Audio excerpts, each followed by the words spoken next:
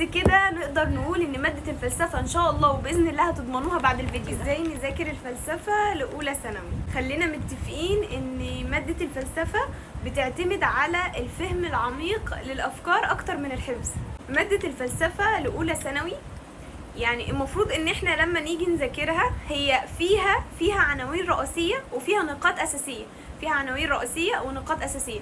فالعناوين والنقاط الأساسية دي هي دي اللي بتتحفظ. احنا لما نيجي نذاكر فلسفة بنذاكر العناوين الرئيسية والنقاط الرئيسية، ما بنذاكرش اللي جواهم. يعني اللي جواهم ده هو اللي احنا المفروض نفهمه. انتوا لما هتيجوا هتذاكروا يعني ايه تفكير أصلا، يعني ايه تفكير، وايه الامثله اللي تدل على ان ده تفكير. يعني احنا المفروض ان اي حاجه بنذاكرها نعرف عنيها امثله ونحاول ان احنا نطبق عليها بامثله من عندنا. يعني نحاول ان احنا نجيب امثله من عندنا من دماغنا احنا، زي مثلا اللي في الكتاب اللي بتشوفوها في الكتاب. كتاب الامتحان على فكره ده من افضل الكتب حرفيا اللي انا شفته، وخصوصا في النظام الجديد دلوقتي وفي السنه دي. يعني انا على ايامي اصلا ما كانش فيه الحاجات دي خالص، ما كانش فيه شرح لكل معلومه. لكن حاليا الكتب تطورت، الكتب فيها اصلا يعني مثلا التفكير الانساني، فهو شارح لك يعني ايه تفكير انساني، مديك امثله عليه وازاي بيجي في الاسئله. تمام، يعني كل حته هو بيشرحها في الكتاب. يعني مثلا التفكير الانساني تحتيه نقطه 2 3، فكل نقطه من دول هو شارح النقطه دي، ممكن تلاقي ايه جواها كامثله. فكل دي حاجات على فكره هتساعد الطالب ان هو يذاكر بسهوله وان هو يفهم النظام الجديد اكتر. تمام، يعني انا بجد لما شفت الكتاب انبهرت حرفيا، لان انا على ايامي ما كانش فيه الكلام ده. انبهرت بجد لان الكتب تطورت، الكتب بقت احسن بكتير قوي من الاول. فسهل على الطالب ان هو يفهم، سهل على الطالب ان هو يطبق، سهل على الطالب ان هو يحل. تمام، عكس ما احنا كنا تاني دفعه في التابلت، فاحنا لسه النظام جديد علينا مش فاهمين اي حاجه. الكتب ما كانش فيها شرح كامل متكامل. انا عايزه اقول لكم ان انتوا بجد دفعه محظوظه. يعني بجد هو مسهل لكم الدنيا يعني ببساطه جدا. هو في الكتب حرفيا حاليا مسهل الدنيا خالص، احسن بكتير من الاول. فانتوا المذاكره هتبقى اسهل بالنسبه لكم. ايه الخطوات اللي هنمشي عليها في مذاكرة مادة الفلسفة؟ أول خطوة هتمشوا عليها في مذاكرة مادة الفلسفة وهي قراية الدرس.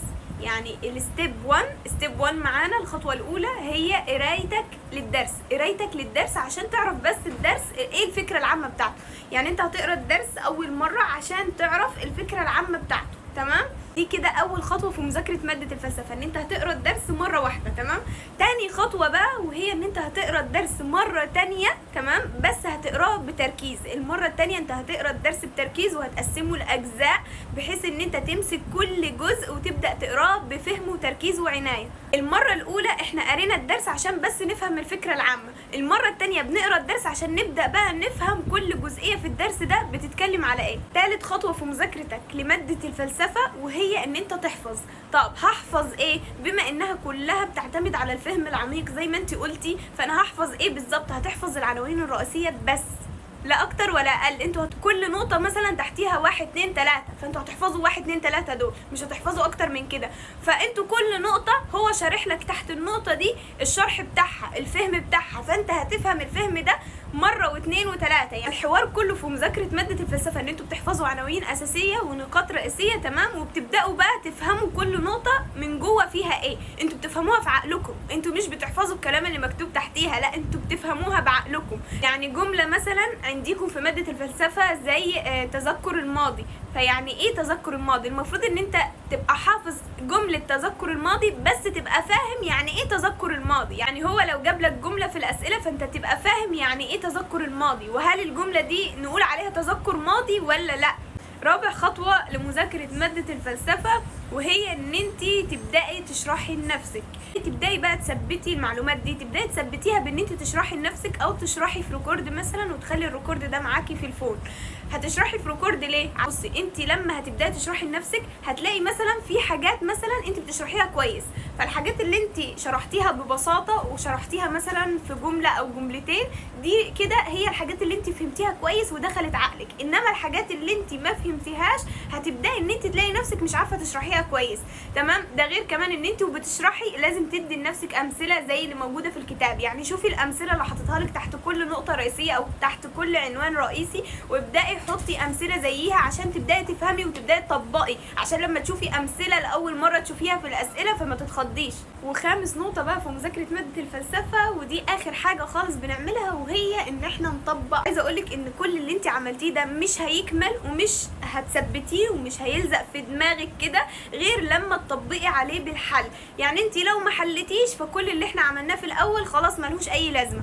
فانت عشان كده لازم تحلي وتحلي اسئله كتير قوي.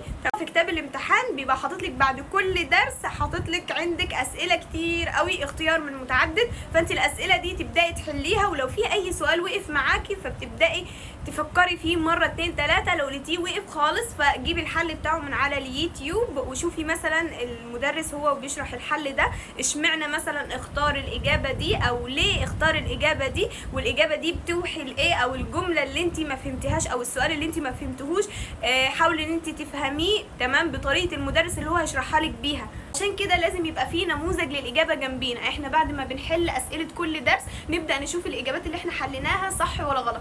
طب لو في حاجه غلط بنبدا بقى نفتح فيديو على اليوتيوب نشوف شرح ليه، نشوف مثلا المدرس ده حل السؤال ده ليه حله كده تمام، ونبدا نشوف الفكره بتاعت السؤال مبنيه على ايه.